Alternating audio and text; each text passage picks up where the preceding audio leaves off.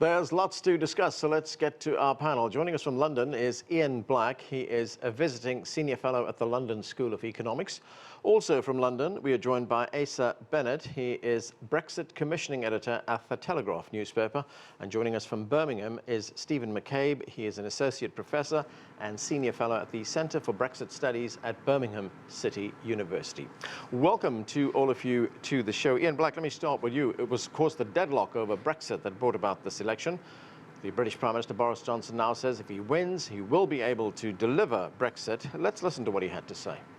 If you vote for us, we have a deal that is ready to go, approved by every one of the 635 Conservative candidates standing at this election. And as soon as we can get that deal through Parliament, as we can in the next few weeks, we can get on with the people's priorities. And that's the choice. So, Ian, do you think Boris Johnson can put together a government and deliver Brexit? Well, the short answer is that we do not know. This is the most important election in many, many years, and it's also extremely unpredictable. But there's no doubt that the Brexit issue dominates the election. The slogan that the Prime Minister, Boris Johnson, uses is very simple. He says, "Get Brexit done."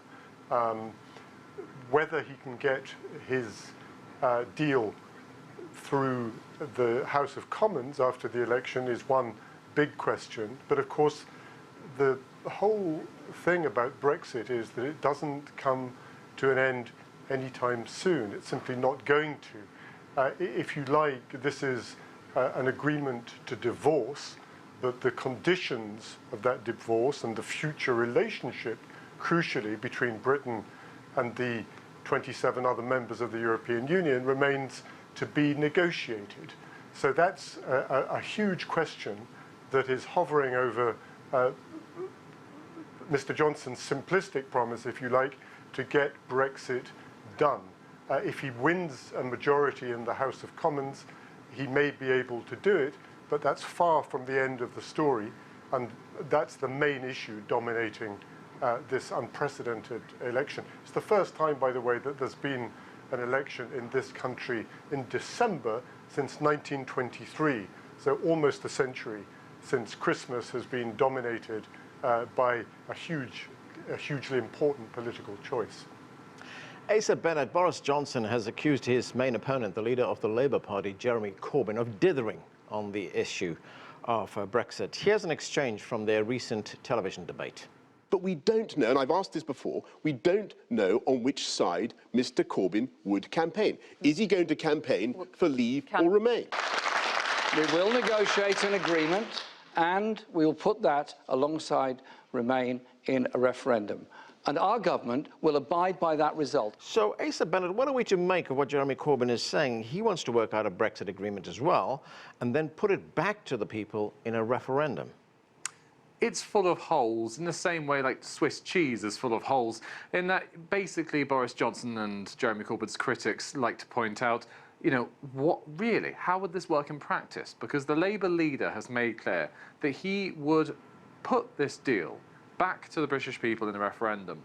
But in this referendum, he wouldn't actually say, please vote for my deal necessarily. Oh no. Nor would he say, please reject my deal. He would remain neutral.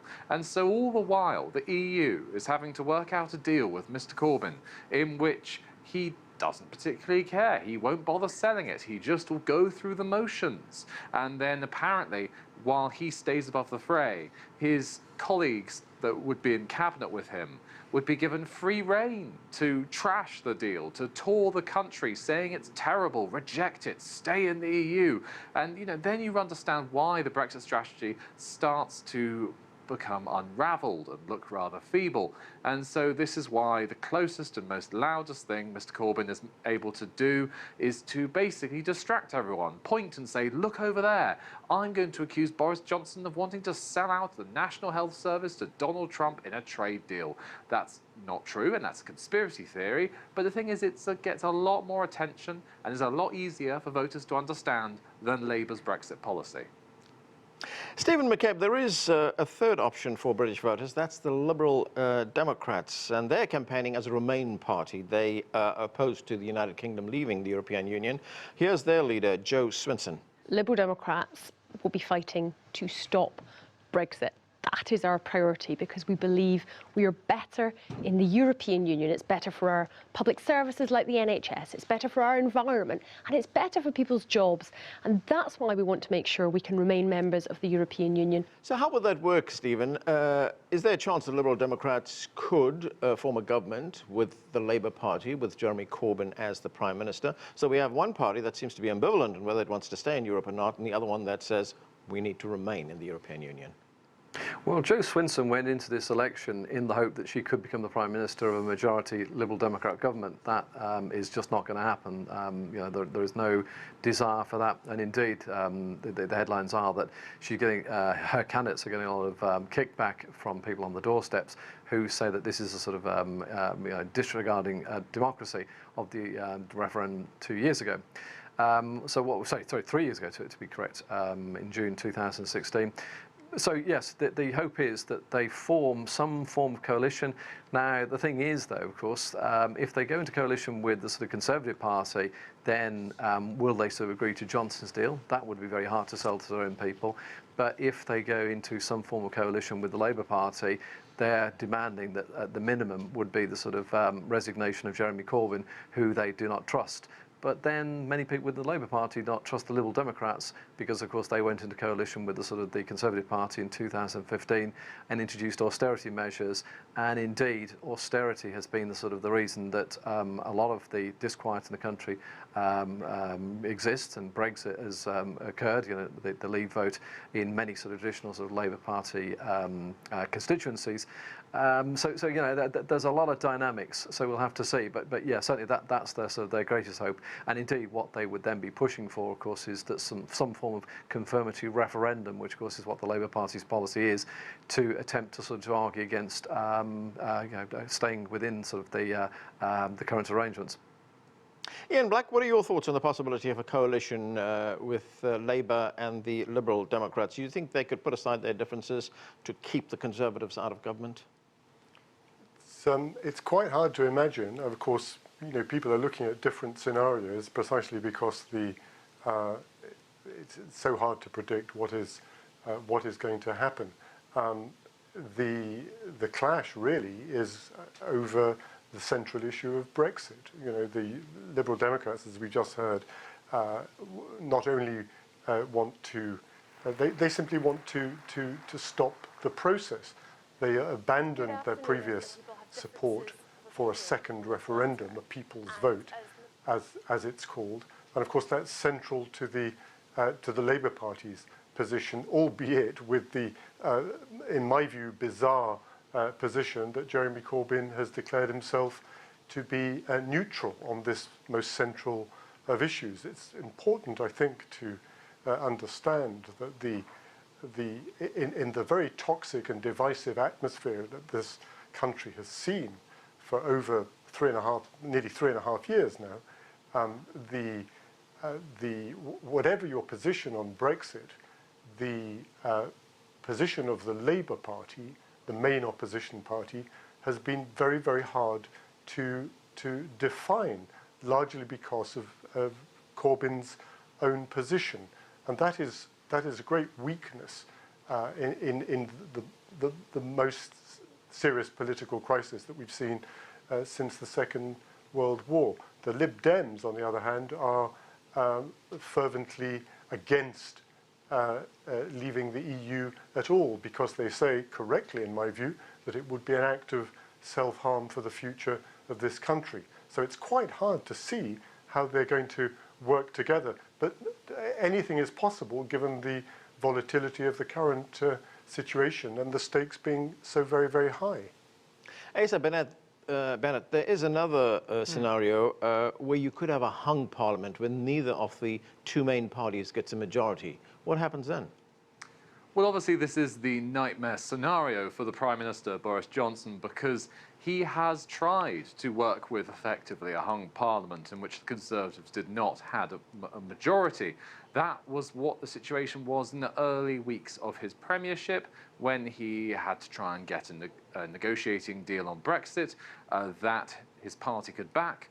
Clearly, 21 of them had to be cast out of the party, and they were then rebels. Whereas now he is able to toast the fact that all those who are still Conservatives, hoping to be Conservative MPs, will all back his deal. And in this time, before the election, he had another party called the Democratic Unionists Party from Northern Ireland backing the government. Yet they refused to back his deal because they worried about its impact on the United Kingdom. So really, the aim is to try and win a majority so he doesn't have to consider the grisly options of where does he get the votes from. Because if he was to try and get a deal with the DUP again, he'd have to change his deal. If he was to try and get a deal with the Liberal Democrats, try and persuade them to back his deal, he could only do that if he offered them a referendum. Although privately, Boris Johnson's allies would say that, in a sense, if they had to go for another referendum, then Leave would win again very easily because they have a deal that's ready to go. You'll basically hear a repeat of the election. It would just be get Brexit done until your viewers were bored sick. Meanwhile, the Remain campaign, what would they have to say? In the Boris Johnson team's view, it would just be, do you like MPs? Do you like this political class? Do you want to vote for the status quo? Go on then, that sort of stuff. So you can understand why they may not be so afraid. So I think it's that currently the parties are taking this all one step at a time. But for the moment, if it is a hung parliament, then clearly there'll have to be some really messy compromises in order to get anything done. Otherwise, you're just going to have the same stasis that has dogged the country for the last 3 years, and indeed under Mr. Johnson's early premiership for the last few months. Steven McCabe, I want to look at some of the issues in this election. The future of Britain's healthcare system. It's a renowned system known as the NHS.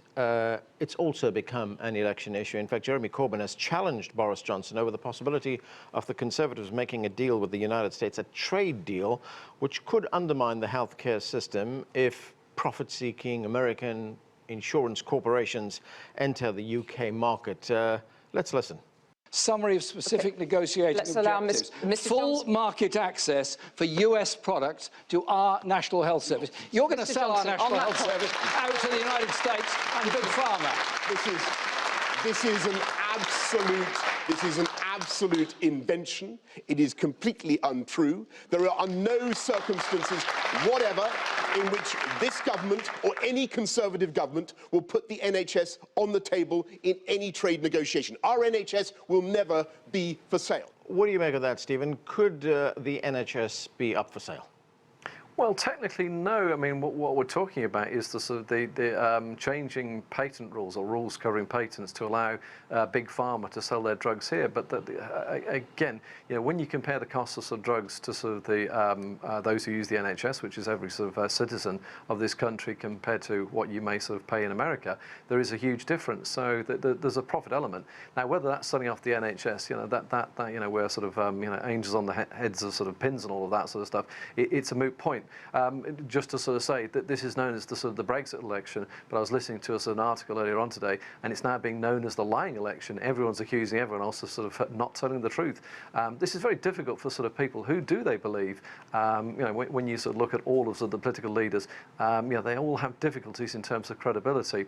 But for sure, the NHS is one of these big issues that the Labour Party would like to talk about public services because, of course, that's their sort of strong ground. They would prefer Brexit to be sort of done and dusted. They would not wished to have gone into this election with that sorted out. That's not the case. Boris Johnson is very keen that this is quite precisely about sort of the Brexit and his ability to get a majority to so-called get Brexit done. But as has been said earlier on, that will not happen. But what then happens as a result of that, of course, determines big issues such as funding of sort of the NHS. Asa Bennett, the former British Prime Minister Tony Blair, he's also entered the fray. He was, of course, the Labour Party Prime Minister. He's been critical of both major parties this week during a Reuters event. Here's some of what he had to say. Let's watch. The truth is the public aren't convinced either main party deserved to win the election outright.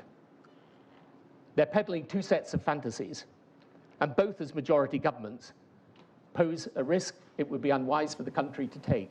So, Asa Bennett, what about the Blair argument that Britain is in a mess right now? Its politics is turning to chaos.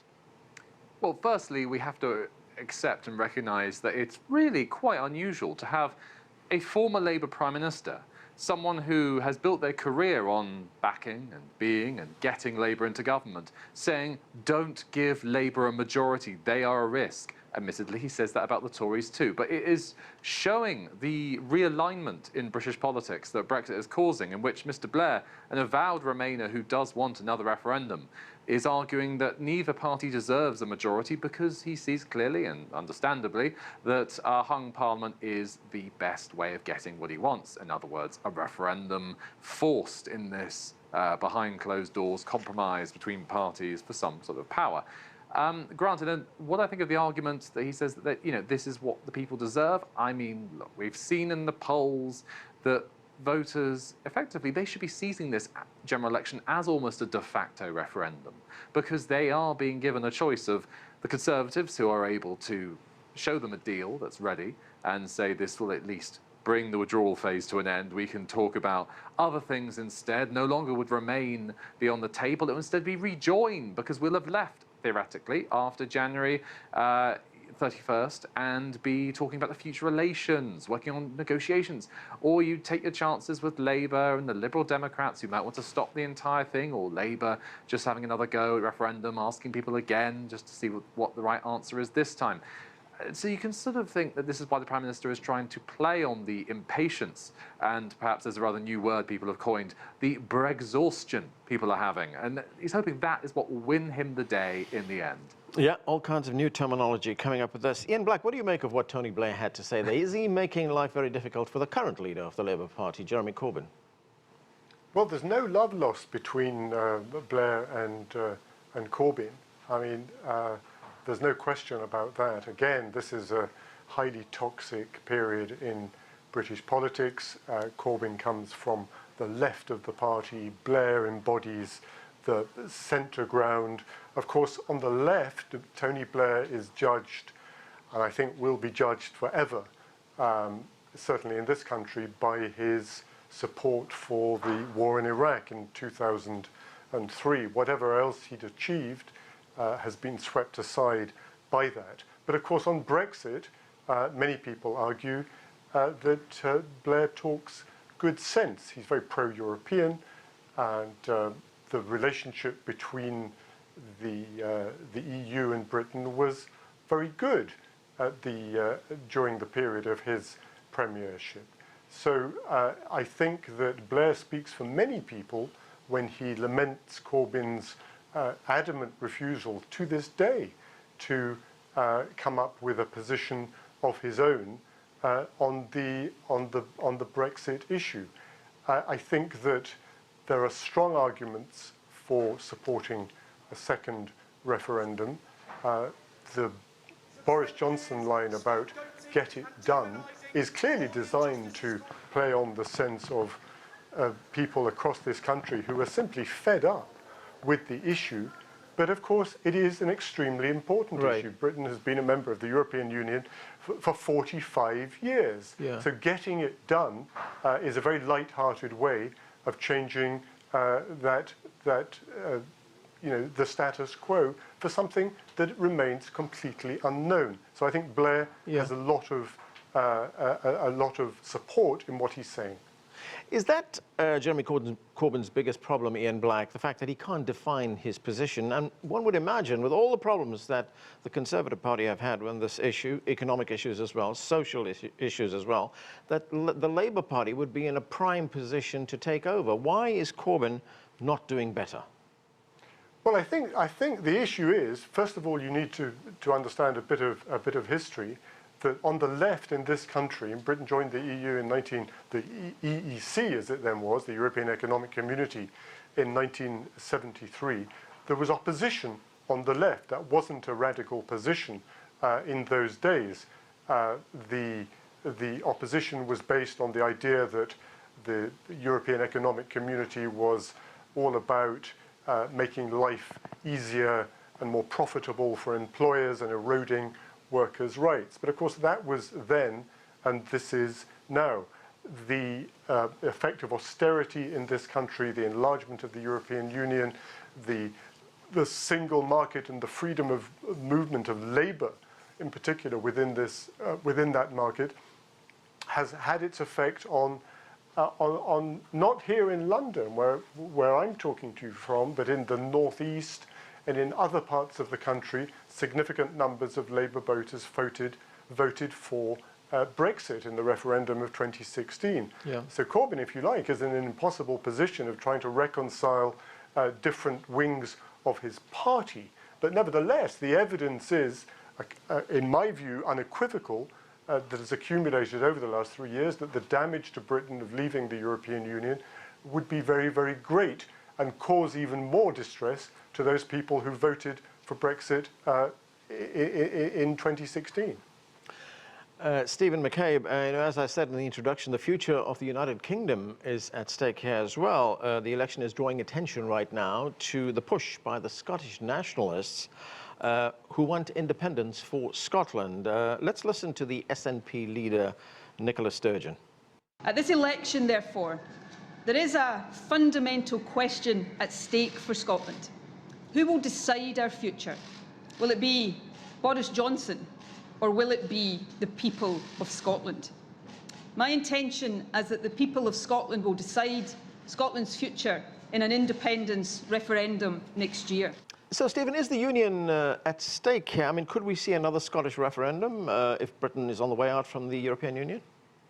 Well, absolutely. I mean, the Scots, as a sort of an entity, they voted to remain, and they feel that they're sort of been taken out of something that, against their wishes, that they would also dearly love to be in a situation where sort of Northern Ireland, Tony Blair was mentioned a couple of moments ago, who was one of the sort of the chief architects, if you like, of the Good Friday Agreement, and indeed to protect that, the customs union will sort of come down across the Irish Sea, something that Boris Johnson said to the DUP he would never do, but you know that they will, if you like, be sort of hived off in terms of the worst economic effects. That's something that Scotland, as I say, would like to have. So you know you could certainly have Northern Ireland drifting away from the sort of the union. You could certainly have the Scots pushing for another referendum, whether Boris Johnson would give that if he gets a majority. Certainly, if they were part of a coalition with the Labour Party, that's something that they would want in the sort of not too distant future. And there are even noises from sort of Wales who've always remained pretty loyal to England. So the potential for this to end up in a sort of much smaller entity of sort of simply England. But dare I say, I talk to enough people. An English Parliament for the English people. You know that maybe is part of what this is about. And many would sort of regard that, and indeed polls have shown this, that would be a price worth paying. So the sort of the union, which of course the sort of our Queen has been very sort of fond of sort of being sort of the guardian of for our whole sort of sovereignty. It looks very sort of shaky at the moment, and of course all of this has been sort of caused by the sort of the ill-fated sort of referendum of 2016.